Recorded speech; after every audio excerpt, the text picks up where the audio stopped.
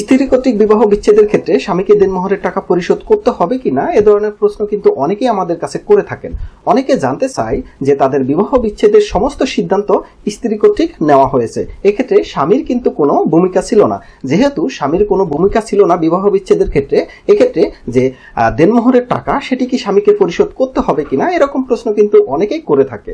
তো এক্ষেত্রে উত্তর হচ্ছে দেনমোহরের টাকা অবশ্যই স্বামীকে পরিশোধ করতে হবে। এক্ষেত্রে স্বামী বিবাহ বিচ্ছেদের সিদ্ধান্ত নেক কিংবা স্ত্রী বিবাহ বিচ্ছেদের সিদ্ধান্ত নেক, যেই বিবাহ বিচ্ছেদের ক্ষেত্রে স্টেপ নেক না কেন সেক্ষেত্রে অবশ্যই স্বামীকে দেনমোহরের টাকা পরিশোধ করতে হবে। এখন অনেকেই কিন্তু প্রশ্ন করে থাকে যে যেহেতু বিবাহ বিচ্ছেদের সিদ্ধান্ত স্ত্রী কর্তৃক নেওয়া হয়েছে সেক্ষেত্রে কেন স্বামীকে এই দেনমোহরের টাকা পরিশোধ করতে হবে। এক্ষেত্রে আইন যেটি বলে সেটি হচ্ছে দেনমোহরের যে পাওনাটি সেটি হচ্ছে স্ত্রীর অধিকার এবং এই অধিকার বিবাহের সময় কিন্তু সৃষ্টি হয়ে থাকে। সুতরাং এই অধিকার বিবাহ বিচ্ছেদ বা অন্য কোনো সিদ্ধান্তের কারণে তার যে দেনমোহর প্রাপ্তির অধিকার সেটি থেকে স্ত্রী কখনোই বঞ্চিত হবে না। সুতরাং এই কারণে স্ত্রীকে অবশ্যই দেনমোহরের টাকা পরিশোধ করতে হবে।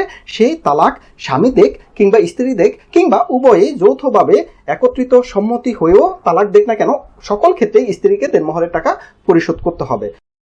এখন প্রশ্ন হচ্ছে, বিবাহ বিচ্ছেদের পর স্বামী যদি স্ত্রীর এই প্রাপ্য দেনমোহরের টাকা স্বেচ্ছায় পরিশোধ না করে সেক্ষেত্রে স্ত্রীর প্রতিকার কি। এক্ষেত্রে স্ত্রী যেখানে বসবাস করে, হতে পারে সেটি তার বর্তমান ঠিকানা, হতে পারে সেটি তার স্থায়ী ঠিকানা, যেখানেই বসবাস করুক না কেন সেখানকার জেলা জজ কোর্টে গিয়ে পারিবারিক আদালতে এই দেনমোহর প্রাপ্তির জন্য স্ত্রী স্বামীর বিরুদ্ধে মামলা করতে পারবে। এখন প্রশ্ন হচ্ছে কতদিনের মধ্যে এই মামলা করতে হবে। এক্ষেত্রে নিয়ম হচ্ছে বিবাহ বিচ্ছেদের দিন থেকে পরবর্তী 3 বছরের মধ্যে, এই সময়ের মধ্যে যে কোনো এক সময় স্ত্রী গিয়ে এই পারিবারিক আদালতে দেনমোহরের জন্য মামলা করতে পারবে।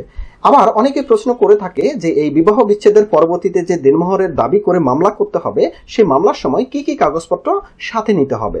এক্ষেত্রে স্ত্রীকে যে সমস্ত কাগজপত্রগুলো নিতে হবে তার মধ্যে অন্যতম হচ্ছে স্ত্রীর যে জাতীয় পরিচয়পত্রের কপি বা তার যে জন্ম নিবন্ধন সনদের কপি সেটি নিতে হবে।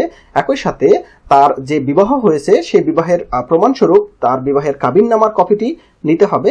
একই সাথে সে যে বিবাহ বিচ্ছেদ সম্পন্ন হয়েছে সেই বিবাহ বিচ্ছেদের যে ডিভোর্স সার্টিফিকেট সেই ডিভোর্স সার্টিফিকেট সাথে নিতে হবে। তো এই সমস্ত কাগজপত্রগুলো নিয়ে স্ত্রী পারিবারিক আদালতে গিয়ে মামলা করতে পারবে এবং দেনমোহরের জন্য সে পারিবারিক আদালতে মামলা করতে পারবে এবং আশা করি আমরা যথাযথভাবে মামলা হলে স্ত্রী তার এই প্রাপ্য অধিকার আদায় করতে পারবে।